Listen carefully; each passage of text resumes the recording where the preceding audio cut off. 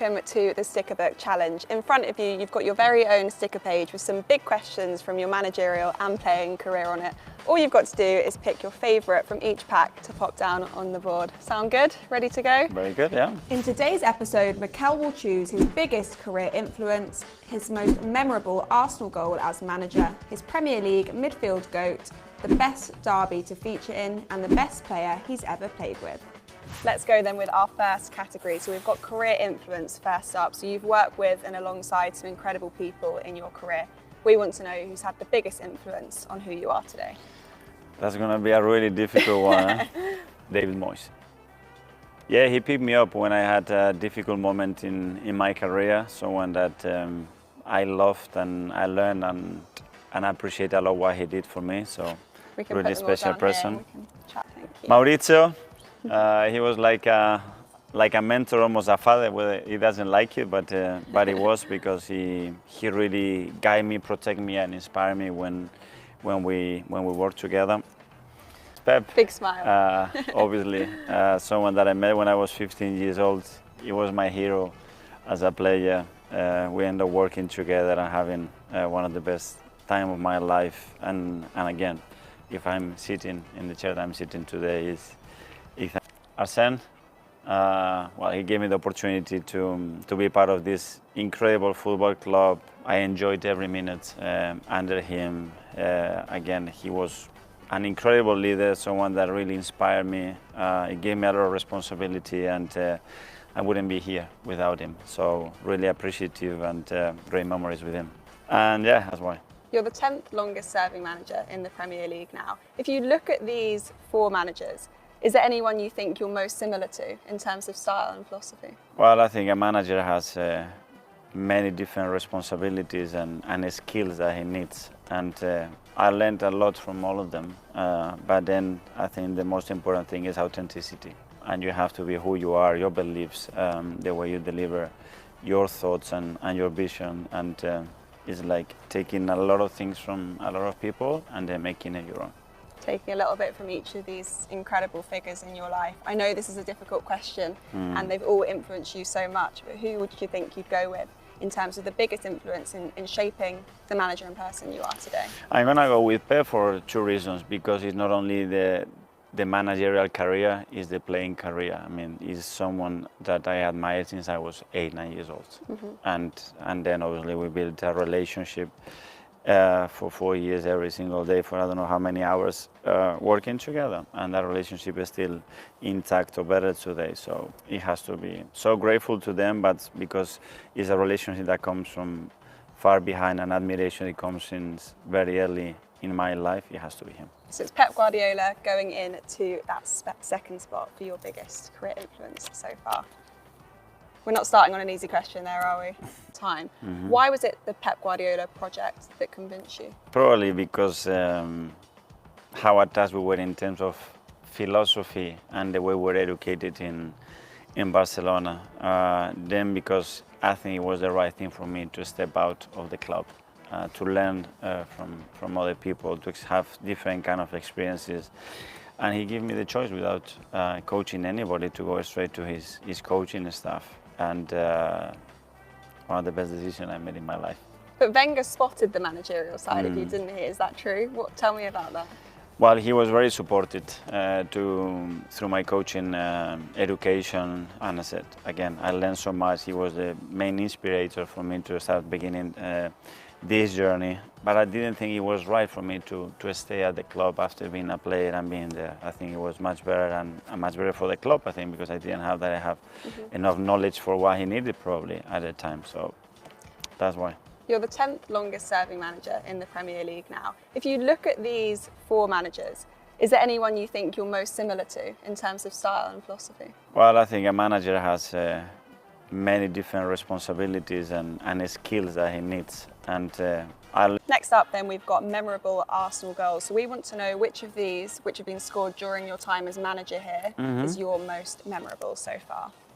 Gabriel Jesus against Manchester United, Reece Nelson against Bournemouth, Bukayo against the Spurs, and Big Gabby against Newcastle. Is there a type of goal that you think defines Arsenal at their best? Variability. You like that variability? Yes, that means unpredictability, and that makes that you are a threat from any situation. That's my job. And a lot of people talk about your dominance from set pieces. Is that an element of the game that you enjoy, that you want to see? I do, yeah, because if we generate 12, 14 corners, we have the ability to put anybody, it's our pick to put inside the box, and who wants to take it, I mean, you have to exploit that for sure. This one was from this season, last minute winner. Is it those kind of moments as manager that give you a real belief in where your team is and the ability to win? For sure. And I'm going to go for this one. Because it's the most recent one, the emotion is still there, and football is about the present, and that's the very recent present, so I go for this one. Okay, that one then is going into your most memorable goal spot. There we go. Most recent one wins, midfield GOAT, so we want to know which of these midfielders you think is the greatest. So many top ones in this We're league. only allowed to pick 4 in there. Steven Gerrard, David Silva, Kevin De Bruyne, Paul Scholes. All 4 of these undoubtedly have that quality. You've worked with a couple of them. What was it that made these 2 players stand out? What gave them that quality during your time at Man City? Well, those 2 is creativity. I mean, in various ways, I think he's the best player I witnessed in David, on tight spaces, turning final space, picking players in areas where it was impossible, the ball couldn't even enter. One of the best, I think, was a magician. Kevin, I never seen somebody to execute at the speed that he could execute, especially in long distance. Something incredible, and at that consistency. And Stevie and Paul, I played against both of them, both terrific, very big characters as well, both of them. I love that from them, really competitive. It's going to be a really difficult pick. This is difficult. This feels like the most difficult decision so far. It is, yeah. Yeah. I don't want to pick any of those 2 because I've been part of that journey, and picking one, I don't think is fair on the other one. And I think the league, I think both English, I think the league has had, I think the history, one of the best midfielders in the world. But I'm going to want someone that I admire since I was little, and it's going to be Paul Scholes. Okay. What is it about him that's putting him into that top spot? Someone you just admired watching growing up? I think his character, his personality on the pitch, that it was very different to what you could see outside. And the second one, his brain. I think he could see things that nobody could see things, and he was always ahead of the game. And then he could pass it, he could link short, he was very comfortable in tight spaces. He could pin balls, he could arrive in the ball, he could shoot from distance, he could defend, he was very, very competitive. And I always admired him and always liked him. Paul Scholes then into that 4th spot. Next up then we've got best derby. So you've played in some of the most exciting and fiercest rivalries as a player. So which of these was your favourite to play in? Everton, Liverpool, Rangers, Celtic, PSG, Marseille, Arsenal, Spurs. Some great derbies in here. Do you approach them any differently as manager because you've had the experience of playing in them? No, basically you gain experience because you know what it means, and those particular ones are very different. The ones that are played within the same city, they always bring something else.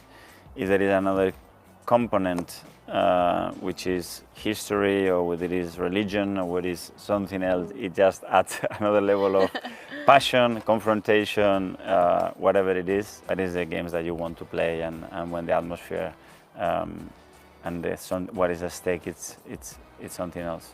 Some incredible ones in there. Which would you go to, do you think, for your favourite? Straight away? Arsenal, Spurs. Yes, because now experience it, and the way I feel attached to the club, and understanding what it means to our supporters, and the joy that you can bring, and how you feel after throughout the city. I think it's something really good. So, and because I'm here now. Does that go through your mind as manager? I know I could impact people's weekends and their days. 100%. I mean, it changed. That's our sport. It changed people's emotions and feelings, and that's a superpower to have. It brings a lot of responsibility because you can go both ways, but it's one of the best parts of the job. Perfect. That one then goes into your 5th spot. Finally then, another tough one. We've got player played with, so we want to know, out of these incredible players which you've played with, who would go into your top spot? Wow, that's gonna be tough. Andres Iniesta, Xavi Alonso, Santi Cazorla, Ronaldinho. So first of all, is there a player that changed how you viewed the game? Him, Ronaldinho. Why was that? Because the game is not something only that is played when you are on the grass. It's about creating emotion, being able to transform the emotional state of a football club or the belief of a football club. And from all those players, I need to go to Ronaldinho for that reason. Because he did it twice. He did it in Paris. When he joined Paris, something clicked at that club, something clicked in that dressing room in terms of belief, in terms of energy. He did it in Barcelona when he arrived to Barcelona, a really difficult period as well. And then because I never witnessed a talent like him. He could do anything that you can imagine with that football. And when you talk about players that have brought something different to the history, he needs to be in the conversation. And you were his roommate as well, is Yes, that I was, right? yeah. What was that like? Incredible. That's what I'm saying. As a character, as a person, you couldn't be sad next to him. He had something. It was an aura. It was a way of living. A big smile on his face constantly. The way he could deal with things. He was phenomenal. Some incredible other players here. Let's quickly touch on them. Are you saying that's the player that's going into that spot? 100%. Yeah, absolutely, yeah. Perfect. And it's Ronaldinho. Yeah. I don't think that will surprise many people that goes into that final spot on the board. Happy with how that board looks? Yeah, it looks good. It looks Good good. team. Some good players on there, good managers as well. Mikel, thank you so much for joining us today. Best of luck for the rest of the season. Thank That you so was much. the Stick of the Challenge with Mikel Arteta.